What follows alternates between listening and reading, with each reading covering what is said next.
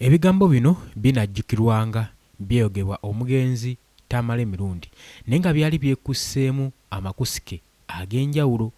Oyo asobola okubeera nga ebintu abitwala waatyo waatyo yali tasobola kujjamu makulu.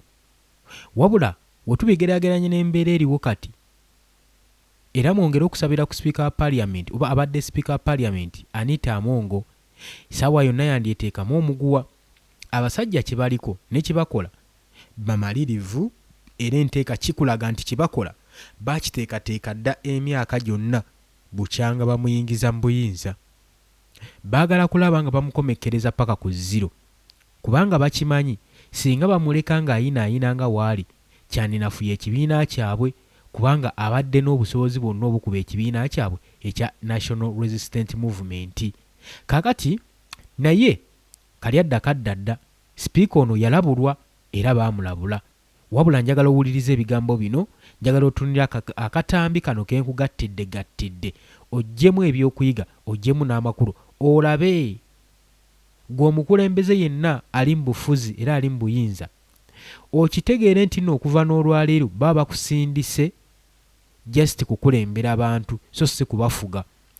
Abadde yakajjayise sovereignty bill egenze maaso n'okukkaanya ababaka ba parliament n'etuuka n'okubakaabya nga bagamba bannange temunyiika ggwanga lyaffe weemuto linetteeka temuliyisa. Naye nga sipiika Amongo abaŋŋoola buŋŋoozi nga tetumanyi nsonga gy'ayimiriddeko mabega. Kumba abasajja baali bamuyinza bayisizeewo etteeka lino n'oluvannyuma kuno kwe bayita obw'okwambula bamwambulule. Buli kimu kyagayinize ng'ali mu kibiina kya NRM okumanya bano abasajja babi nnyo era bakodo tebaagala ogende wadde na kaziina kaabwe. Buli kimu gwe ky'omanya Anita Amongo kyakumpanyiza ne kyabbye kyakumwambula kigenda kubanga kimwambulwa. Ekyo njagala okitegeere okusinziira ku kigenda mu maaso. Wuliriza tunuulira. NRM eringa Katonda ne bw'ozimba omuzikiti Allah akutta ne bw'ozimba essabo Allah akutta ne bw'ozimba kereziya omuntu omu Allah akutta. NRM ne bw'oligikolera otaganya bwere ate kola ensobi. I was put in this chair by God and I will serve until I get tired. I will spend whatever it takes to make sure that we get what we want to get. And for the sake of MK, just assure MK, we will do whatever it takes. And for your information, members of Parliament, in the 11th Parliament, I can proudly say we didn't have opposition in Parliament. Have you heard that? In the 11th Parliament, opposition got swallowed. In the 12th Parliament, it is going to be walloped. Not swallowing, because when you wallop, it will not even come out. So this is going to be the easiest Parliament. It is going to be the easiest Parliament. And I can assure you, nothing is impossible with God. Speaker, the Speaker and you, we voted for you. Owulidde okutuula okuli awo sipiika Anita Amongo ng'agenda mu maaso n'okubeera ng'akiralifayinga ng'era akakasa.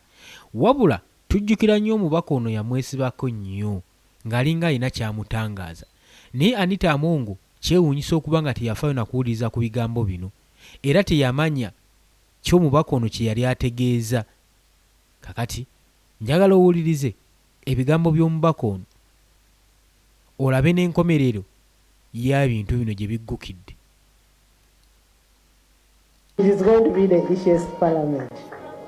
And I can assure you, nothing is impossible with God. Speaker, the Speaker and you, we voted for you to chair this House neutrally. Right Honourable Speaker, you have failed to defend this House. The President painted us clearly in Kololo during the State of the Nation address that I used to hear But I have now confirmed with evidence that there is corruption in the Parliament of Uganda and the Ministry of Finance. My first question is, you as the chair, as the speaker, what have you done to clean our image, which has been painted bad? In the streets we are moving, they are calling us corrupt. On this same parliament, we requested you yourself and Speaker Right Honorable Anita Among, that there is exhibition of parliament going on issues of corruption. Give us space on the order paper to have this matter debated. It is 2 months down the road. The world is aware that there's corruption in this parliament. We want this matter to be debated. Why are you running away from that debate? You are meant to be neutral. Give space for all of us equally. Why are you making us suffer, running through this country looking for signatures to debate this matter of corruption in this parliament? You need to come out clean. Right Honorable Speaker, you, Right Honorable Anita Among, has been painted out for being corrupt. Your name has been mentioned for being corrupt. We are also having a motion to have a matter debated on the commissioners. We have our evidence. We want to lay and have them defend themselves. You are all blocking us from that. What is this parliament all about? Where are you taking this country? Today this country is under panic. Today they have deployed the army. Ekyo kyowuliraawo oba oliawo balinza okuba batandise okusala era nga eno emmotoka gy'olengera wano ensimbe wano ndowooza gy'oyinza okugamba nti ey'abazinyamooto ey'abapoliisi wabula nga ebeeramu obuuma oba ebikozesebwa ebyenjawulo naddala poliisi byetera okukozesa nga erina ekifo kyegenza okwaza mubaamu obuuma obwo obusala butera kusala makufulu n'ebintu ng'ebyo. Tulabyeko mu ddakiika si nnyingi nnyo emabega ng'abagirimu babusitula nga bayingira munda mu geeti eba nga bayingira ekikomera ky'abadde Speaker wa Parliament Anita Among. Kiteeberezebwa nga bwe tubirabye bayinza okuba nga balina bye bagenze okusala munda eyo. Ate era nina okujjukiza nti twalabyeko bannamateeka basatu balamba era nga babadde bakulembeddwa kale bwalaka nabo nga bayingira munda mu geeti eno. Kiteeberezebwa nti oba oliawo bagenze kubaako bye bakola oba okulaba nga amateeka gagobererwa, kubanga kimanyiddwa nti kya bulijjo nti senga poliisi oba ebitongole ebikuumaddembe bijja okwaza ewuwo oli wadde embeera okuyita bannamateeka abo okulaba nga buli kigenda mu maaso kikwasaganyizibwa mu mateeka. Tuteebereza nti oba oliawo ebikolebwa mu ndeeyo oba oliawo bikolebwa mu mateeka, kubanga bannamateeka bo twabalabyeko, wabula nga kuno si kwekwazibwa kwokka kuyinza ogamba nti kugenda mu maaso mu kaseera kano nga wena kutegeezezaako emabega nti oba oliawo n'okwazibwa okulala kugenda kubeerawo ku maka ge amalala agali mu kitundu ekyekigo. Ate nga wena kutegeezezaako nti oba oliawo kino kiyinza okuba nga kiyinza okutwala akadde akawerako, kubanga tubeeredde ddala wano okuva ku ssaawa 8:30 era nga tulaba akafuba ak'enjawulo ng'emmotoka za poliisi we zikyasimbyewo nenkugamba nti fe wano tugenda kubeera wabula ng'okwazibwa oba oliawo kukyatutte akadde nga tetumanyi kikakandaliriza. Ate era nga ndi wakutegeeza nti tetumanyi kituufu poliisi oba ebitongole ebikuumaddembe byeyinza kutugamba ku nsonga efaananako bweti, kuba nti okwazibwa kuno kugenda mu maaso lwa nsonga ki era ki oba oliawo ekyaba bagudde okuba nga bakomawo, wabula nga kinyinza okutegeezako nti bino biyinza okuba nga byonna byekuusa ku nsonga za buli bwanguzi oba okwegaggawaza n'ensonga endala ezifaananako bwe zityo ze tuzze tulabira mu mabaluwa ag'enjawulo oba mu bintu eby'enjawulo. So kyowulira nze wano weni nsobola okuwulira sound oba nsobola okuwulira nti waliwo ekiri mu kusalibwa mu ndaawo ekyo kyo. Yes, alright, mbakulisizaayo nnyo. Mwasuze muti eyo mukuliko obwakedde kansubye nti ebintu byagitambulira bulungi nnyo. Oli ku Yugi Update Civic osinza obba ng'otuwuliriza gwatanatweyungako kirira wansi waliwo ekigambo subscribe kikoneko obeere nga naawe otweyungako gwe mukwano gwange ali eyampuliriza. Embeera yeeyo, embeera ya bunkenke. Mbagambye musabire nnyo former speaker Anita Among sawa yonna yandyeteekamu omuguwa, kubanga toyinza kuddawo n'otunuulira bintu byo byonna byobbye gwe mbadde omanyi okukumpanya olina gy'okuŋŋaanyiza. Abasajja ne babigwako kiyiifuyiifu ne batandika okusomba kimu ku kimu paka kukaliza. kakati gavumenti kyekoze akawungeezi akayise olunaku oluwedde we bwazibidde nga tulaba ebimoloka ebyobakuumaddembe bisazeeko amakaage agali wano Nakasero kyatutte nebbanga kuba twatandise okuweereza information okusaawa 8 zigenza owera ssaawa 3 nga poliisi n'abyokwerinda be baana baliwo nga n'ekitongole ekikola mu kunoonyereza mu kumpanya obuli bw'enguzi anti-corruption unit nabo nga weebali era balina akamotoka ke batambula nakaako akalinga akazikiza omuliro akabazinya moto nako batambudde nako nga kalimu buli gadgets ezikozesebwa kumenya kugajambula ebifo ebiba biremye okuba nga bituukibwamu.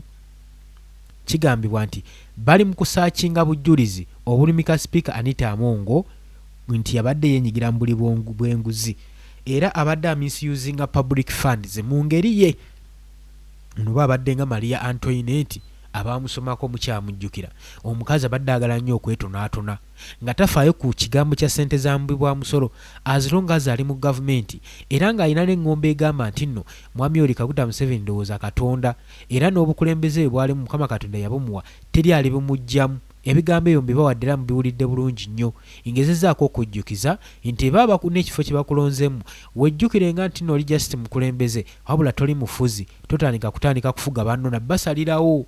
Anita Amongo asaliddewo eggwanga ate n'aliwabya tabaddeemu na mwoyo gulumirirwa ggwanga.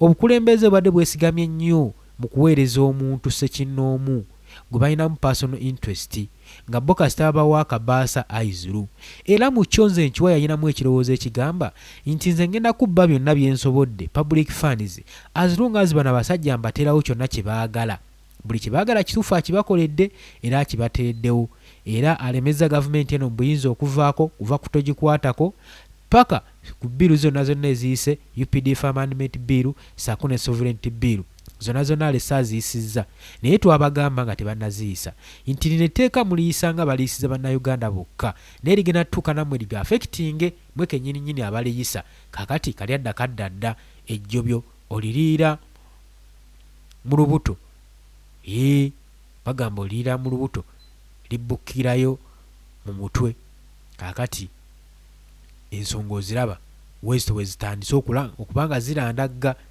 Kakati Speaker Anita Amongo etteeka liyeekolera wandige nti nno ate abasajja bano baali bagezi baintroducing etteeka eryo nga bakimanyi bulungi nnyo nti balina enteekateeka ezijjako Anita Amongo.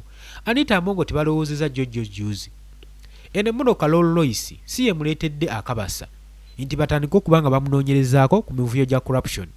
Babadde bakimanyi nti no corruption era enguzi agenda mu maaso n'okuba nga agirya mu parliament era ye ssaabaguzi yayimiridde mu nsonga y'okumusinga public funds ekibadde bakimanyi. Naye wuliriza gavumenti eno naggambye kasita alaba nga amawanga ageebunayira gatandise okumwa sanctioninga kasita batandika omukuba sanctions ku buguli bw'enguzi ne balaba nga tebakyamwetaaga era badde bamulinda bayisiza etteeka lino era sovereignty bill nga bakimanyi nti nno liyamba naye okusinga ddala nga ye singa teriyisibwa ajja sigalawo amaanyi kubanga ayina ensimbi ezibadde zifuduka wabweru w'eggwanga okuva mu assets ze ezitamanyikiddwako mayitire. Kati gavumenti yagenda neyisa etteeka lino nga tumanyi nti neriyisiza ffe ffekka era namukaliyisa Speaker Anita Amongo ng'amanyi aliyisiza ffe bannayuganda tuboneebone nalyo naye kati atuuse okubonaabona nalyo kubanga gavumenti yaliteekawo ng'etagetinza abanene mu gavumenti naye tebakimanya nti ssente zonna eziyingira nga ziva mu assets ze balina mitala w'amayanja zijja kubeera accountable by the government.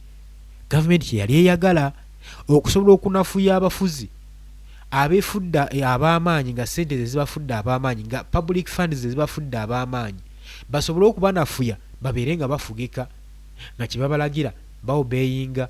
Kati yeeyo essali baagala okuteekako Anita Amongo.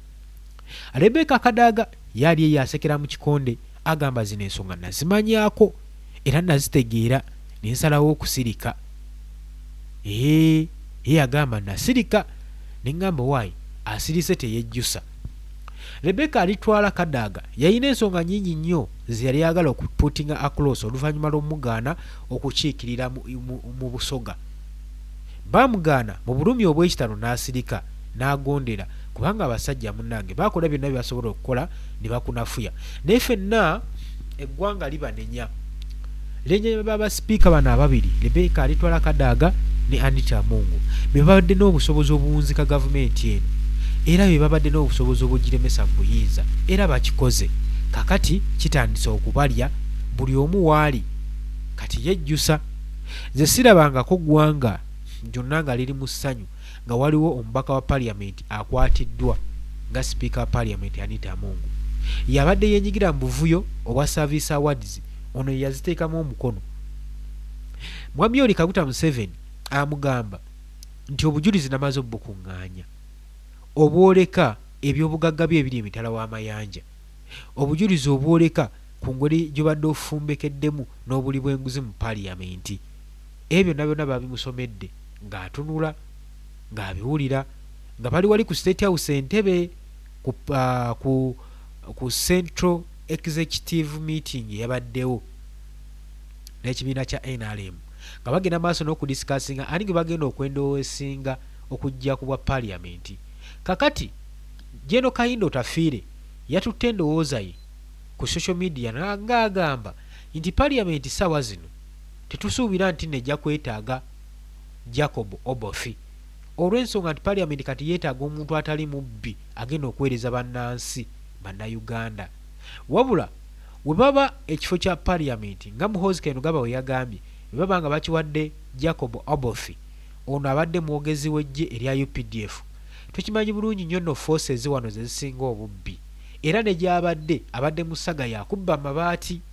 Kati ono omuntu tolina ngeri ki gy'omukwatamu n'omuleeta okubeera sipiika wa parliament eggwanga oba ogenze ddinyunyuuta paka ku sserisembayo. Jjukira ate olwedde bano bagaba n'obuyinza kyokka ono akyali mu UPDF naye ate ayagala ajje mu buyinza mu by'obufuzi ate ng'etteeka libagaana. Etteeka terikkiriza wa UPDF kwesimbawo mu kifo kyonna. Gw'olina sigala ng'oli nnyuto oweereze abantu oweereze eggwanga. Eggwanga likusiime so si mmwe okwesiima. Newakubadde eddoboozi si ddungi bulungi ssenyiga atutawaanyamu naye tujja tutambulirawo mpola mpola. Kakati sipiika wa parliament former speaker ono Anita Mungu si yekka yasaanidde okuba nga yeeraliikirira ku kijja. Ne ba prime ministers kiyinza obatwaliramu. Tujjukire woofiisi ya prime minister eno yesinga obuvunaanyizibwa ku mabaati agabbibwa agali galina okuyamba enfunze ez'ekkalamojja baagabba ne bagakozesaamu ebyabwe oba abamu ne bagatunda. Kakati saga eno eyinza okubbulukukiramu eyo. Ekyo nakyo osaanidde okuba ng'okimanya. Kakati yo gavumenti tefaayo oba ogikoledde biki oba ogikoledde biki. NRM tefaayo no tebakeyalinga bo. Ekintu kye basinga okufaako kino nkikubuulira kwe kwekuumira mu buyinza. Azilongazi obuyinza babuyina ebyo bisigadde byanca bajja kubanga babimanya. Oli ku Yugi Update TV kosinza obanga otuuliza gwe atanatoyungako nkutegeeza nti kirira wansi ekigambo subscribe weekiri kikoneko obeere nga otwegattako. Abali emitala w'amayanja ntegeeza mu abali mu diaspora Katoman, Dubai, Saudi Arabia, UK, US mwebale nnyo mukola kyamaanyi nnyo okuyimirizaawo amayengo gano. Bwe naba sikuvuunidde katambi kano nja kubanga okoze bubi okutegeera buli kimu ekigenda mu maaso. Njagala otuule wekkaanye owulirize. Ngenda kubanga nsunsula ebigambo bino osobole okuba nga owulira ebigambo bino ddala munnabyabufuzi wandibadde omulonzi w'omutwala ng'omuntu. Munnansi wandisaanidde omuyisa otya. Mugenda tuuka mu nsi nga eggwanga terikyabagala, ensi tekyabagala, gavumenti ng'ebasuddewo muli omuyaayaana naye nga n'ensi yabakyawadda olw'obikolero mugituusizzaako. Okudibya enkulaakulana mu ggwanga yaffe kino abakulembeze abeeyita abafuzi mugulumisizza namaanyi okubanga ekonomi y'eggwanga yaffe mugikkiriza. Saagala kulwisaayo kankuddizeeko akatambi kano tubeere nga tukatematema otegeere biki ebigenda maaso mu ggwanga. Wuliriza, tunuulira. NRM eringa Katonda. Wuliriza. Ne bw'ozimba omuzikiti Allah akutta, ne bw'ozimba essabo Allah akutta, ne bw'ozimba kereziya omuntu omu Allah akutta. NRM ne bw'oligikolera otaganya bwire ate kola ensobi.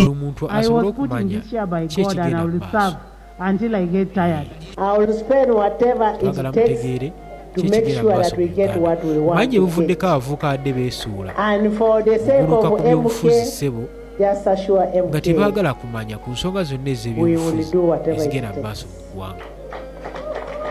Otegedde ensonga eyo And for your information, members of parliament, agenda mu maaso in the 11th parliament, I can proudly say we didn't have opposition in parliament. Have you heard that? In the 11th parliament, opposition got swallowed. tukyagenda mu maaso, tovaako, tugenda mu maaso. In the 12th parliament, Mu maaso wano it is going to be walloped, kuyugi updates ebikosezo byonna. not swallowing, because when you wallow, it will not even come out. So this is going to be the easiest parliament. Tulabe. Ebyuma bikyatwekyanze kuli kuyugi updates ebikwagala tweyungako. And I can assure you, ekigambo subscribe weekiri kikwonemu ojja kuba osobola nothing is impossible with God. Speaker, the Speaker and you, we voted for you to chair this House neutrally. Right Honourable Speaker, you have failed to defend this House. The President painted us clearly in Kololo during the State of the Nation address that I used to hear, but I have now confirmed with evidence that there is corruption in the Parliament of Uganda and the Ministry of Finance. My first question is, you as the chair, as the Speaker, what have you done to clean our image which has been painted bad? In the streets we are moving, they are calling us corrupt. On this same parliament, we stood, we requested you yourself and Speaker, you have failed to defend this House. The President painted us clearly in Kololo during the State of kuvunuliramu mu bigenda mu maaso.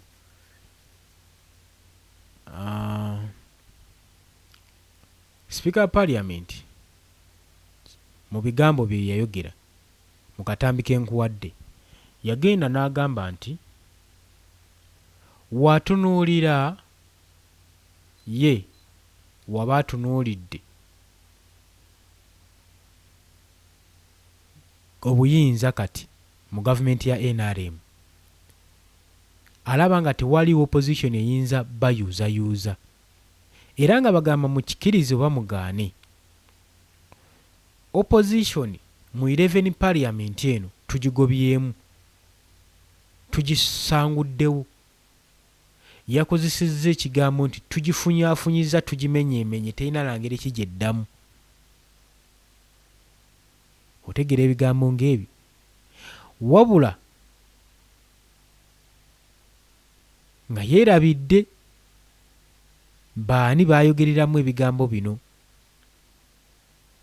Memba wa Parliament yamukaliramu n'amugamba nti naye lwaki weekubira ku sayidi ye muwaaki toba nyuto ate nga ggwe alina okukulembera olukiiko luno? Lwaki weebalama ensonga z'obuli bw'enguzi ezisiize ekifaananyi ekibi gye tuli ng'ababaka ba Parliament? Omukulembeze Yoweri Kaguta Museveni yavaayo n'agamba alina obujulizi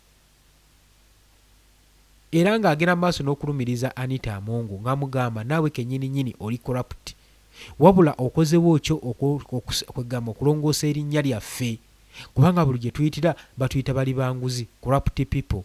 Gwe nga Speaker Parliament kikyotukoleddewo kikyokozeewo okulaba nga ekifaananyi kino kivaawo Parliament ereme kutwalibwa nga yabali banguzi. Ebigambo ebyo oyinza okubigaya naye bibadde by'amakulu byali by'amakulu nnyo era Speaker singa ali mugezi awo yatandikidde okupulaninga naye kakati kiri too late kubanga passport yamugiddwako. Ndowooza kibaddako okukola kwe kufirizinga accounts ze. Ekyo bakikola osobola okubeera ng'onafuuyizibwa. Kino waaki gavumenti ekireese essaawa zino nti mu kaseera baagala bagenda okwendowisinga flaga bearer w'ekibiina kya National Resistance Movement nga Speaker Anita Amongo atemeeza mabiga wa mitayimbwa ku bikolobero bya zaakola olw'okubanga abadde n'abakuumi abadde akola buli kyayagala. Okimanyi nti nno sirabangayo mubaka Speaker wa Parliament ng'akuumibwa amagye aga SFC naye ng'agakomandinga gagende garestinge civilian olw'okuba mu criticizinze ku bigenda mu maaso. Can you imagine? Naye kaakati security gye basoose omumuggyako nga speaker kwegamba embeera gy'alimu oyinza ogatabeerangako na speaker wa Parliament. Kino kye nabagambye ejjanza okubuuka n'enzige. Okitegedde ekintu ekyo. Oli ku Yigwi Update Civic osinza obba ng'otuwuliriza gwagala otweyungako okkirira wansi waliwo ekigambo subscribe kikooneko obeere ng'otweyungako. Olw'ebyuma ebyonooneseemu nga yakunzikiriza nkome wano sigenda kubanga mbivunula nga ebibadde direct naye ejjamu amakulu amakusike. Era njagala okitegeere nti nno wetuviiridde ku mpewo olunaku olw'eggulo ng'amaka ge gasaliddwako naye nga kiteeberezebwa nti n'amaka ge amalala g'alina mu bitundu era bagenda gasalako nga bakola okunoonyereza. Oli ku Yugi Update TV nzikiriza nkulekereku kano akatambi n'oluvannyuma tuneesangayo mu comment section. Mbaagala nnyo. Nali mweringa Katonda. Ne bw'ozimba omuzikiti Allah akutta. Ne bw'ozimba essabo Allah akutta. Ne bw'ozimba kereziya omuntu omu Allah akutta.